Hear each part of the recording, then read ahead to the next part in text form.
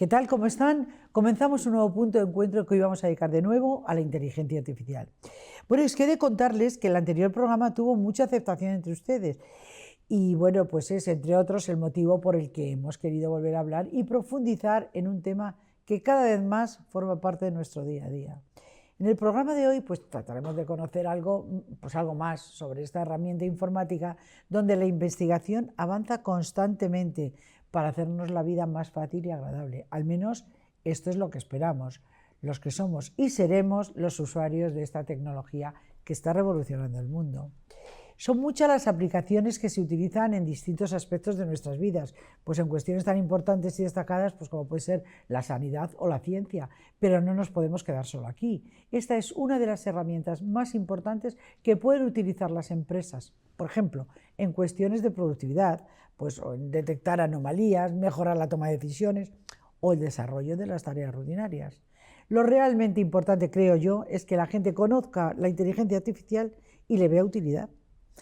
Hay varias preguntas que las personas no conocedoras de este tema nos hacemos. Por ejemplo, ¿la inteligencia artificial está controlada? Si lo está, ¿cómo se controla? Si cae en manos de personas no adecuadas, ¿sería un problema? ¿Qué son los agentes de inteligencia artificial?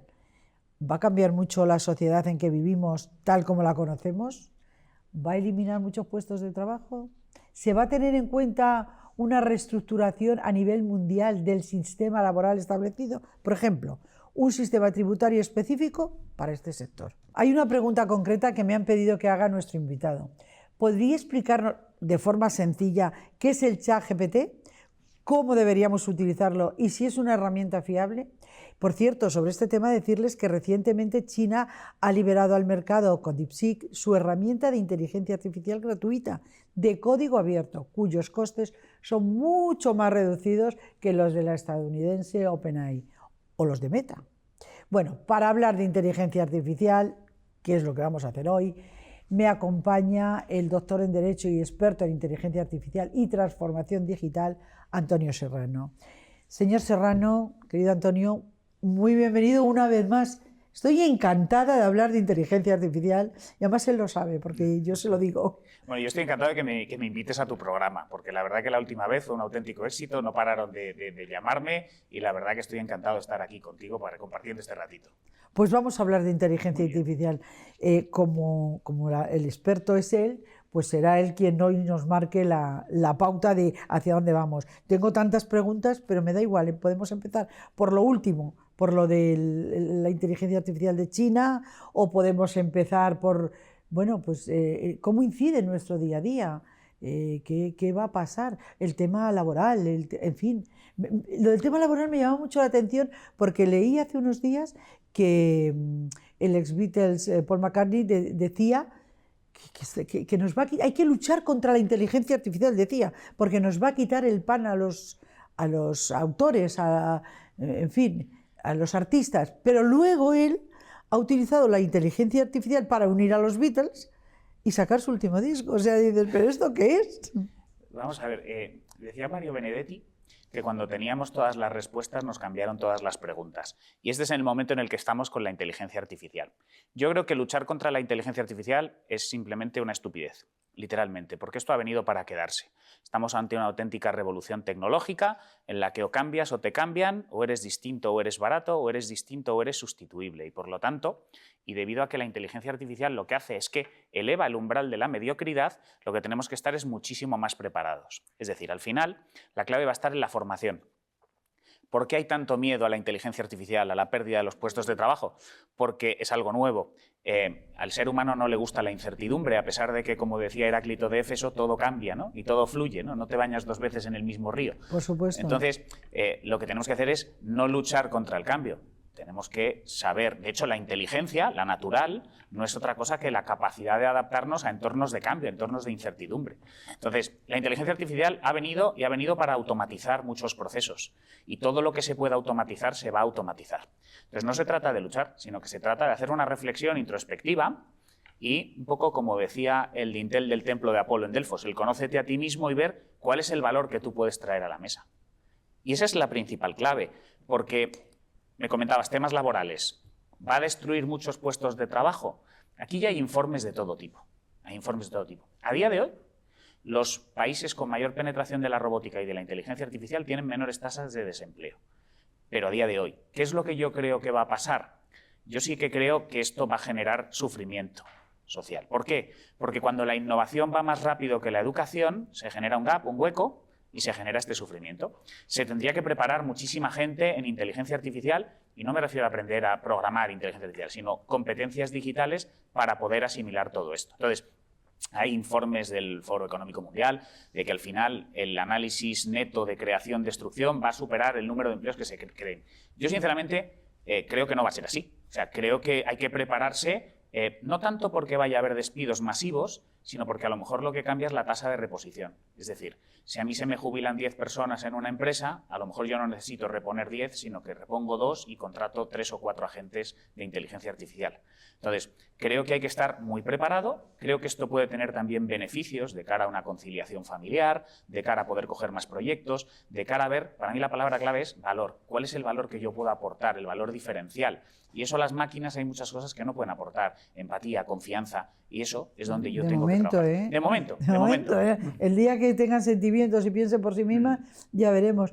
En este tema concreto, pues dentro de las personas que me han dicho, pregunta sobre esto, oye, que esto es muy interesante y tal, me decían, bueno, con el tema de los despidos laborales, el aceptar y asumir pues que el mundo progresa y que hay que ir con el progreso, me decían, pues es que hay un ejemplo que es fácil de entender. En el campo, por ejemplo, cuando llegaron los tractores, parecía que ya no iba a poder trabajar nadie en el campo, y no es verdad. Se preparó la gente y facilitó el trabajo de todo el personal que trabajaba en este sector. Pues me ponían este ejemplo y me decían, pues un poco esto, pero en una magnitud, claro. A ver, al final la inteligencia artificial no deja de ser una herramienta, entonces no un fin. Y tiene que ser una herramienta al servicio del ser humano y de la dignidad del ser humano como tal. ¿Qué es lo que ocurre? Que si analizamos la historia, me hablabas de la agricultura, ahora mismo nos encontramos en el inicio de la cuarta revolución industrial, ¿no? Una revolución que se caracteriza precisamente por la convergencia de todas estas tecnologías exponenciales, el Big Data, el blockchain, el Internet de las cosas, la inteligencia artificial, veremos cuando llegue la computación cuántica, pero si analizamos la historia y miramos, por ejemplo, la primera revolución industrial, la que estudiamos en el Reino Unido, las máquinas de vapor, los telares mecánicos, claro, esta revolución empezó con los luditas, es decir, aquellos que tenían miedo a las máquinas que les iban a quitar los puestos de trabajo y que con palos y piedras las atacaban, y acabó con el manifiesto comunista.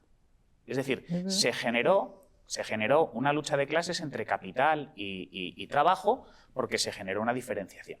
Entonces, ¿hay riesgo de que con la inteligencia artificial se pueda producir algo similar? Pues sí, y tiene que ver una vez más mucho con la educación. Quienes tengan acceso y quienes estén preparados con todas estas herramientas van a estar en muchísimas mejores condiciones que quienes no tengan acceso a esas herramientas y no puedan o no sepan trabajar con ellas. Entonces, esto es ciertamente preocupante, por eso una de las cosas que más me gusta es la educación, porque creo que hay que hacer muchísima pedagogía con este tema y enseñar que esto es una herramienta, esto es una oportunidad. De hecho, esto es una ventana de oportunidad. Bromeando un poco, a mí me decían, ¿esto va a quitar el trabajo? Digo, yo no lo sé, pero desde que esto ha eclosionado yo no paro de trabajar, ¿no? Entonces, estoy todo el día trabajando y cada vez más, ¿no? Pero sí que, y de esto habla Harari en sus libros, ¿no? Que se puede crear una nueva clase social, que es la clase de los inútiles, la useless people, dice directamente en su libro. Entonces, ¿se puede crear una clase de los inútiles? Sí. Y eso puede generar un cierto... ¿Se dedicarán al ocio? Bueno, se dedicarán al ocio. Digo, a disfrutar del ocio. Sí, no, porque al final, el tema de trabajarás, ¿no? O te ganarás el pan con el sudor de tu frente, también la manera de realizarse uno tiene que ver con qué puede aportar a la sociedad. Entonces, a mí el estar mirando al mar me parece muy bien en tiempos de ocio, y creo que el ocio es muy bueno, pero creo que también tu cerebro, si dejas de utilizarlo, lo acabas perdiendo, ¿no? Esto es lo que dicen muchos de los médicos, los neurocirujanos, ¿no? Incluso los psiquiatras, you use it or lose it, ¿no? O usas el cerebro o lo pierdes. Entonces, yo creo que tenemos que buscar con qué realizarnos. Otra cosa es que la herramienta sirva para conciliar, es decir, que si yo antes una cosa que tardaba 3 días en hacerlo, ahora la puedo hacer en 1 hora, yo puedo optar por 2 cosas. Ahora hago 500 proyectos más y facturo más, oye, pues estoy más tiempo con mi mujer y con mis hijos. Entonces, Claro. eso ya es un tema de elección personal, ¿no? Pero sí, van a venir cambios trascendentales. Bueno, pero la historia nos demuestra que cambios ha habido siempre. Siempre, y los va a seguir habiendo.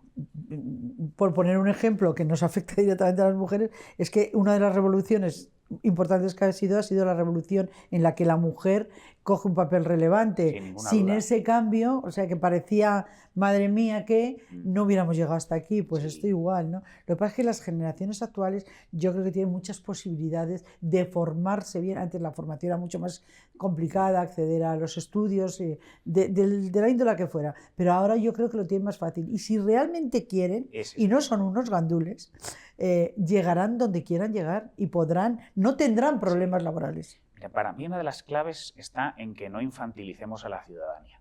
Es decir, a Pues mí claro. los sistemas de gobiernos de soy papá Estado y vengo a ayudarte, a salvarte, yo soy un gran partidario de la libertad. Y fíjate, por ejemplo, cuando se define la palabra ética, a mí me gusta mucho la aproximación que hace Victoria Camps, que dice que la libertad es el ejercicio reflexivo de la libertad. Es decir, porque hay un pensamiento y por lo tanto hay una educación, ¿no?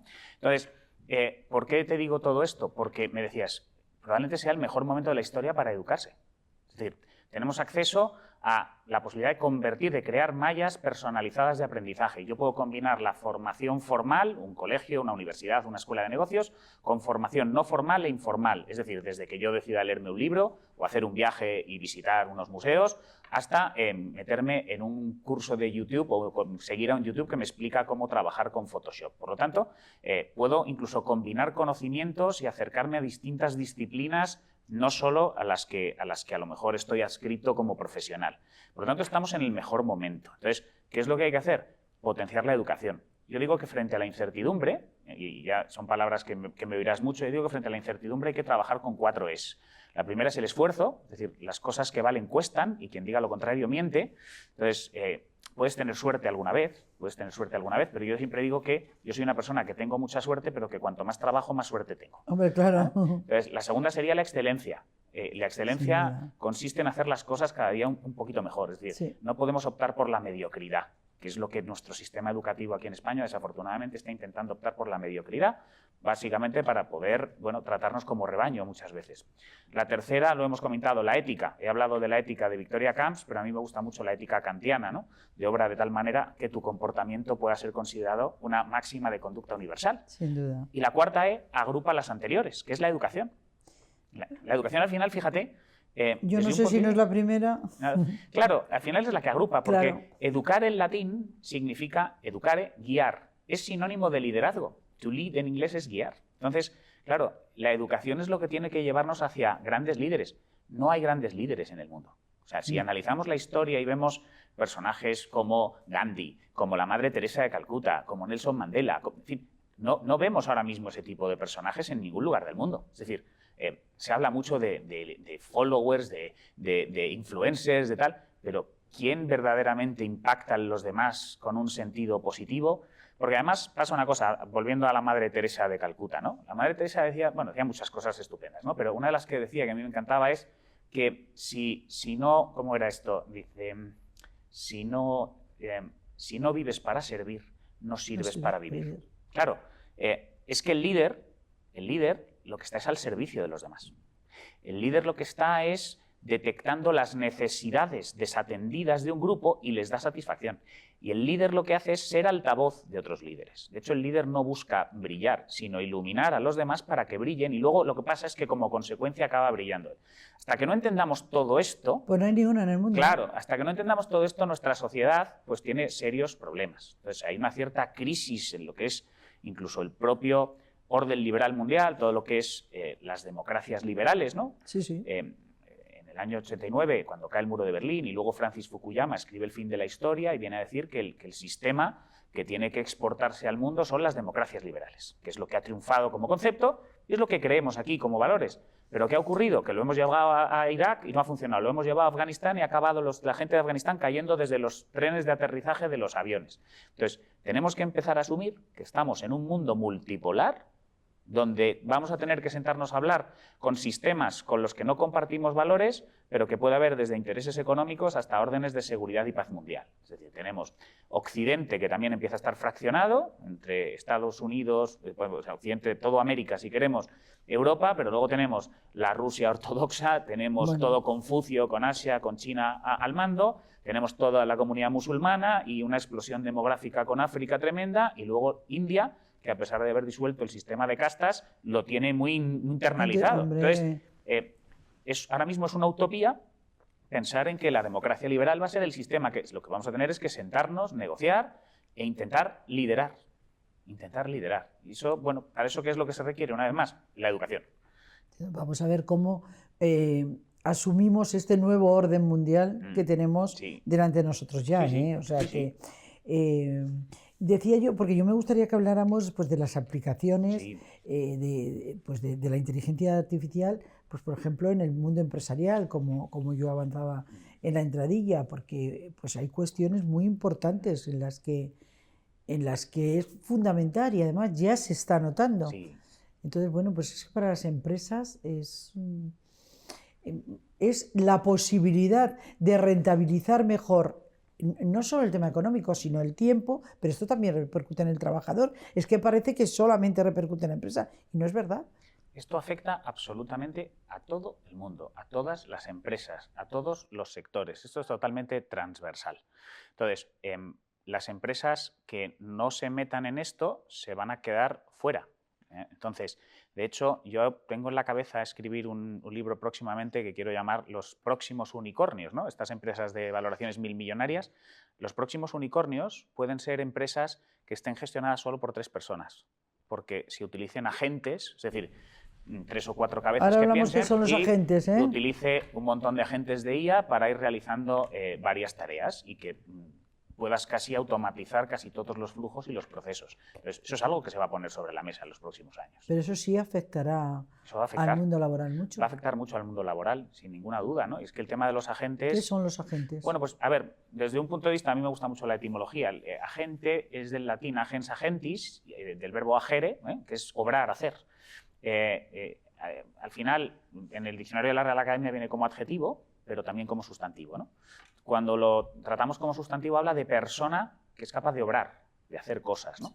En definitiva, un agente, ¿qué es? Es una entidad inteligente que puede percibir lo que ocurre en nuestro entorno y es capaz de realizar determinadas acciones. Básicamente, yo le implemento o le doy una orden que realice una tarea y es capaz de darse a sí misma las tareas suficientes para resolver el problema. Me explico porque además la semana pasada OpenAI sacó su primer agente, que se llama Operator. Aquí en Europa no lo tenemos disponible por el tema de la hiperregulación desastrosa que tenemos en Europa.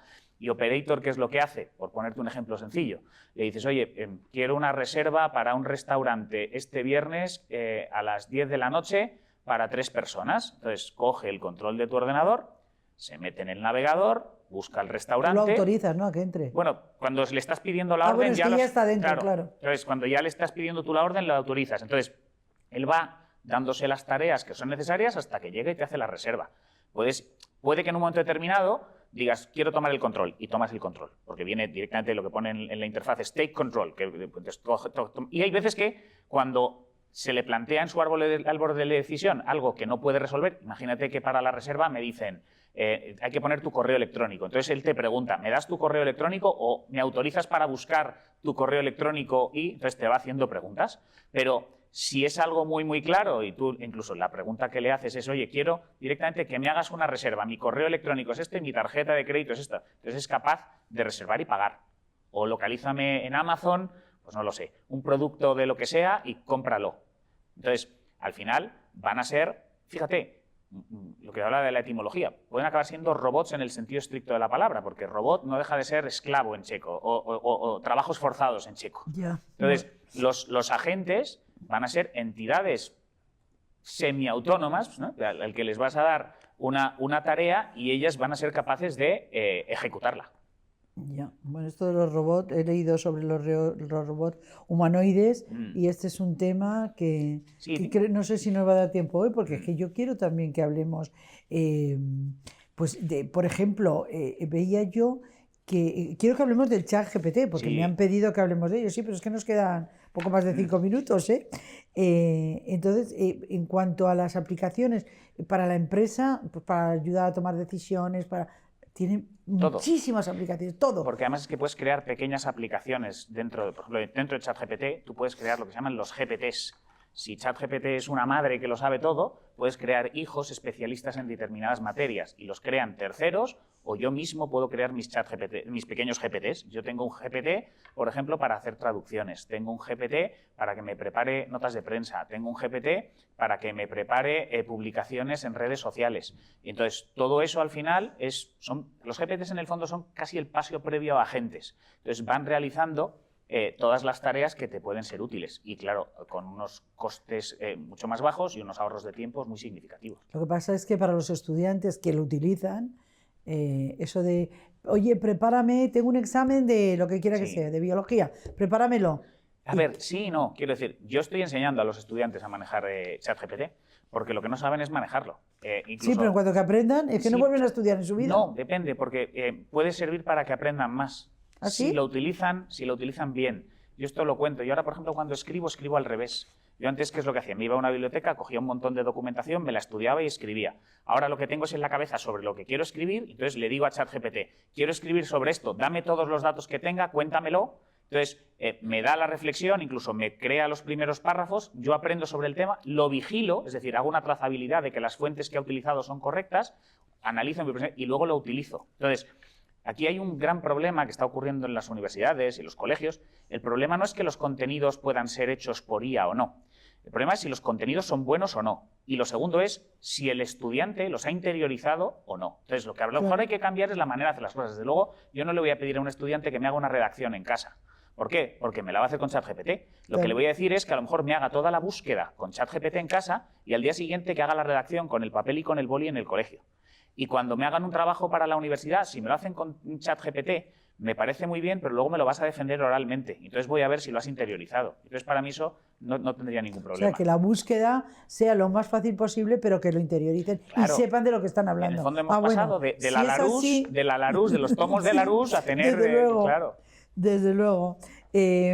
Hay otras cuestiones, bueno, pues que lo de implementarlo en el día a día, en el hogar también, que era un poco lo que yo decía antes, que me gustaría que comentáramos, lo de los robots humanoides, porque he visto que se ocuparían de las tareas de casa, cuidar a los niños, dejar a los niños personas mayores. Y las personas mayores, importantísimo. Sí, porque no tienen muchas veces a nadie. Porque no estarían nunca solos. Eso es. Y sobre todo que en el momento en que incorporemos a los robots humanoides interfaces conversacionales como ChatGPT con voz, que ya lo tiene, lo que puede hacerles es compañía e incluso estimular su cabeza, ¿no? Una persona que esté con inicio de Alzheimer, si tiene un robot con el que pueda hablar, jugar... Tengo un amigo que se está dedicando a hacer este tipo de cosas en residencias. Sí. Y es un ya proyecto están muy bonito. Funcionando este tipo ya están funcionando y hay proyectos piloto. Hay cosas muy, muy interesantes. El tema de los robots es que, si te fijas, a día de hoy todo lo que vemos como robots son como juguetes. Sí. Porque nos da miedo que puedan ser muy, muy humanos. No vaya a ser que Pinocho se convierta en muñeco de madera a niño de verdad, ¿no? Ese es el miedo que hay muchas veces. ¿Y eso podría pasar? Ese es el tema de lo que se llama la singularidad tecnológica. Entonces, la singularidad tecnológica es el momento en el que la inteligencia artificial nos supera en todas nuestras capacidades cognitivas, ¿no? La aspiración de OpenAI, está en su propia página web, es llegar por lo menos a ser inteligencia artificial general. Es decir, en las categorías que tenemos de inteligencia artificial, podrías decir que está la inteligencia artificial débil, es decir, que es capaz de realizar una tarea mejor que nosotros, que juegue mejor al ajedrez, por ejemplo. La inteligencia artificial general, que nos iguala en capacidades, eso es lo que quiere ser un ChatGPT, y por eso se llama el modelo ahora 4O, O es de omnimodal, que hablo, que escucho, que veo, tengo visión artificial. Entonces, la singularidad es el momento en el que pues, la tecnología, la inteligencia artificial nos supera. Es el momento, a lo mejor, Terminator, ¿no? De Skynet tomando conciencia y consciencia. Lo que no tengo tan claro es si será negativo o no. Yo pensaba, esto lo escribí hace unos años, yo dije que yo creo que la singularidad es posible. Aquí hay gente, tengo muy buenos amigos de Microsoft y tal, que me dicen, no, esto no dejan de ser operaciones matemáticas y estadísticas y siempre vamos a tener el botón rojo. Digo, vale, yo a medida que voy viendo las evoluciones, creo que la singularidad es posible. Yo sí que creo que es posible, pensaba que no lo iba a ver y ahora no lo tengo tan claro. Ya. A ver, aquí, por ser también positivos, al final habrá estudiado las leyes de Asimov y espero que haya estudiado las tablas de la ley. Y el cuarto mandamiento dice que honrarás a tu padre y a tu madre. Por lo tanto, como somos los padres del bicho... hay que metérselo en el chip claro, hay que metérselo rápidamente. Al robot sí. este, que sí, que siga apareciendo como un juguetito. No Eso vaya a es. ser que llegue un momento en que nos confundamos. Nos queda nada, un par de minutos. Y yo quería hablar, pues por ejemplo, es que he visto que un paso monumental ponía la información, la tecnología de la salud. Presentan un espejo inteligente capaz de medir y analizar tu bienestar. Bueno, me dejó perpleja, claro, porque que te pongas delante de un espejo y con los datos que lógicamente le has introducido pueda diagnosticarte, no sé si es bueno o malo, ¿eh?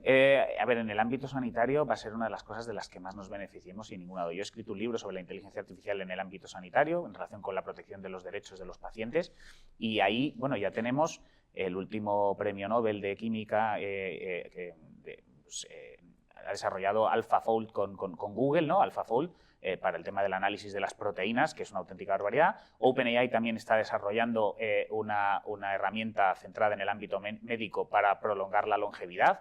Es decir, que los diagnósticos van a ser mucho más rápidos. Es decir, va a haber muchísimas cosas. Dicho lo cual, en el ámbito médico la supervisión humana tiene que estar siempre encima de la mesa. Se supone, porque el día que empiecen a pensar por sí mismos, y no sé yo si no podría llegar a pasar, ¿eh?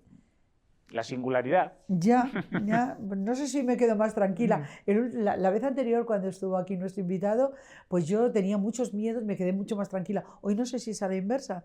Esto de la singularidad me preocupa, ¿eh? A ver. Si no canalizamos bien las cosas... ¿Sabes lo que pasa? Tendemos a pensar de manera apocalíptica. Luego las cosas no suelen ser tampoco ni tan trágicas ni tan trascendentales. Entonces, habrá que ir viéndolo, ¿no? Y lo que te decía antes, apliquemos la inteligencia humana, vayamos adaptándonos a lo que vaya viniendo. Yo antes decía, yo esto ya no lo veré. Ahora pienso que sí, ¿eh? Sí. Que esto va muy deprisa, ¿eh? Esto va muy rápido. Pero muy rápido. Piensa que luego la IA se va a programar así, es decir, la IA programando IAs, es decir, que esto va a ser exponencial, esto va a ser cada vez más rápido. Pues nada, me da tiempo a verlo y lo comentaremos aquí muchas veces. Estupendo, pues muchísimas gracias No por tenemos invitarme. tiempo para mucho más, ha sido un placer como siempre. Igualmente, muchas gracias. Es un programa que me gusta muchísimo, del que aprendo una barbaridad y bueno, pues un último mensaje para nuestros espectadores respecto a la inteligencia artificial. Para mí la clave está en no agobiarse y no tenerle miedo, es educarse, es conocer. Al final, decía Derek Bock, un presidente de la Universidad de Harvard, que si usted cree que la educación es cara, pruebe con la ignorancia. La ignorancia es carísima, ya lo digo yo. Pues muchísimas gracias a Antonio Serrano, que ya les he dicho que él es doctor en Derecho y es experto en inteligencia artificial y transformación digital, además de ser también profesor en la universidad, en la Rey Juan Carlos, ¿no? Sí. O sea, y otras múltiples cosas. Por cierto, no lo hemos comentado, será en el próximo programa. Se ha embarcado en un nuevo proyecto con su mujer, Sí. ha puesto en marcha una editorial. Una editorial digital donde estamos utilizando procesos de IA para acelerar todo lo que son los flujos de trabajo. Pues nuestros espectadores que nos vean, que les guste escribir, que aquí tienen la editorial de Antonio Serrano, que se llama, ¿cómo la editorial? Se llama Ara Coeli, que es altar del cielo en latín y que es además el nombre de mi hija. O sea que... Pues si alguno de ustedes se embarca en el proyecto de escribir, aunque sea con la ayuda de inteligencia artificial, utilizando la inteligencia artificial, se pone en contacto con nosotros porque estará encantado de publicarlo en su editorial. Y bueno, preguntas que han quedado pendientes, pues no sé, muchísimas, pero tienen que ser para el próximo programa. Pues encantado de volver cuando tú me llames. Pues muchas gracias Antonio Serrano. Y ahora ya sí me despido de todos ustedes y ya saben, lo hago como siempre, recordándoles que necesitamos que estén ahí. Es que si ustedes no están, esto que hacemos nosotros no tiene ningún sentido. Gracias por acompañarnos un día más. Un saludo.